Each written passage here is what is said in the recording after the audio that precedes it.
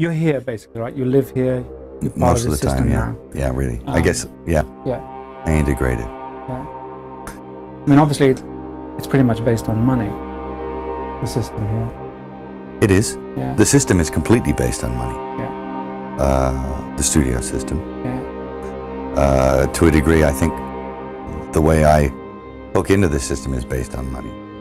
Is there a collective ethos, or somebody once said my problem was I didn't understand the social contract. Yeah, I now understand what that means. Yeah. Do you understand it? The social contract? Yeah. I think I do. Yeah. What is it for you? The social contract. You can't get mad. Mm-hmm. You can't get mad. You can't let it get you, because you have to make a deal with everyone else, and it's almost unspoken that you are going to be fucked over at some point by people who you may have done something nice for. Mm. And it may happen that by circumstance, or even very purposefully, that you fuck someone over. But that shouldn't get in the way of you being able to sit down and have fun with them. Am I on the right track? You can't build a resentment about it. Mm. You have to still try and love those people. Yeah. Because that's the way they're thinking. Because it ain't personal. No, it's not personal. They don't really mean to hurt you. No. Not really. I don't quite understand. Well, I mean, there's a lot of motivations for why it happens. Yes, many. I mean, money will make you do stuff as well, won't it? I mean, Yes. one, them, us, Yes. you know. Yeah, well, whoever. If there's many millions riding on a decision, it's hard to be philosophical. Yes. Yeah. Yeah, very, very hard. Very hard to be, you know, you have to choose what level of integrity you're coming in at. And Okay. and I've often felt it. I've sat there and I have felt the knife slipped firmly in between my shoulder blades and tried to have it shoved through the other side through my heart. I mean, this is a bizarre place. And it doesn't take very long, and I'm sure you've experienced this if you've stayed here for any length of time. You come in, you're fresh from the outside, you're off the boat, from the farm, still got shit on your shoes, you're in here, people are charmed by that, that you've still got shit on your shoes. They're charmed by the fresh approach you bring to it, and that's a real thing. Mm-hmm. But they're also stroking the shit out of you, you know, licking you all over. And that's kind of good for you too. It's great. But it doesn't take very long before you realize, or before it gets to you. It's cascading on you all the time. You can't get away from certain attitudes, from certain modes of behavior that this town and the industry dictate. And no matter how strong you are, when you come in off the farm with those convictions and a certain line of attack, no matter how strong you are going to be affected by this place. His whole opinion about women on film, from beginning to end, is very brief. He says, women on film, either naked or dead. Both is better. And it's like, whoa, whoa. The man has got a spiritual malady for a start. I mean, the scary thing is that I think a lot of people think that. Maybe not to that extreme. There are people, well-meaning people, and you'll know within 15 minutes. If this is a person you want to work with. Yeah. Christopher Walken, the first time I ever did a casting session in America.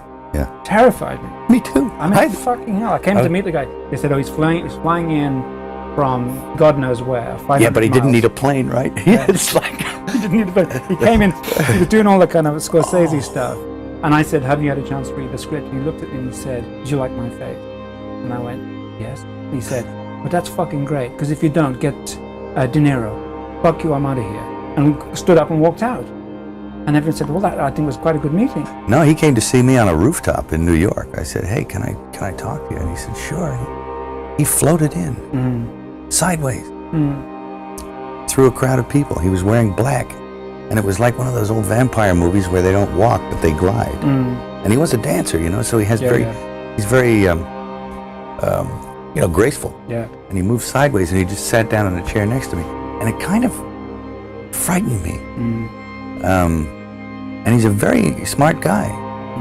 And we started talking, and I didn't, you know, say much of anything about reading the script, nothing. I just started talking about the Middle Ages, and he began to talk tortures. And we swapped tortures, because I'd read this book on torture, and I tried to recall some of the most heinous things I'd ever read in this book, and he was like, oh, and he'd try and top it. And my assistant was there, and he left because he couldn't stand it anymore. Yeah. The air had turned cold. And then he left, and I wanted to leave. And because I knew that I didn't want to work with him. Yeah. And he was getting scary. Yeah. And then I turned around, and it was on top of the Peninsula Hotel. I turned around to avoid his steady gaze at one point. Yeah. And I was looking at a building with the top of the sixes on it. So there was a huge illuminated 666 in red. Yeah. And I went from that to that to that, and he started smiling. And I thought, oh no, Chris Walken is the Antichrist, you know? I'll think, Walken, and you'll resent it for a little while, then you have to let it go. Otherwise, you'll eat yourself alive. And I think it takes that kind of cockroach resilience to survive in this town. When I came over here, I was in my mid-20s. Right. The first time I really came over here. You know, I had a whole bunch of weird paranoid suspicions about what the hell was going on, because there was a lot of stuff I couldn't understand. Right. And nobody was really bothering to explain it to me. They don't. And and I formed a bunch of opinions about the town and about the people in it that were like, surely that couldn't be, because a whole place can't be like, you know, Weird Town, you know, where the stranger wanders in and all the people are in the bar and they all shut up when he looks at them, and they tell you don't go into the house on the hill, and it's like that. And then you go away and you think, no, I was wrong. I mean, that's insane thinking. I'm paranoid. I imagined that stuff. That couldn't be the reason for why so-and-so was acting like, could it? And then you find out later on the track that you are exactly on track with a lot of this stuff. Not specifically on track, but that you could, that some of your worst nightmares were real at the time, and you think, now this is what I mean by actually starting to swim up or downstream with the rest of the salmon, you know, eventually, if you stay here long enough. Yeah. You'll find yourself doing that. And you have to,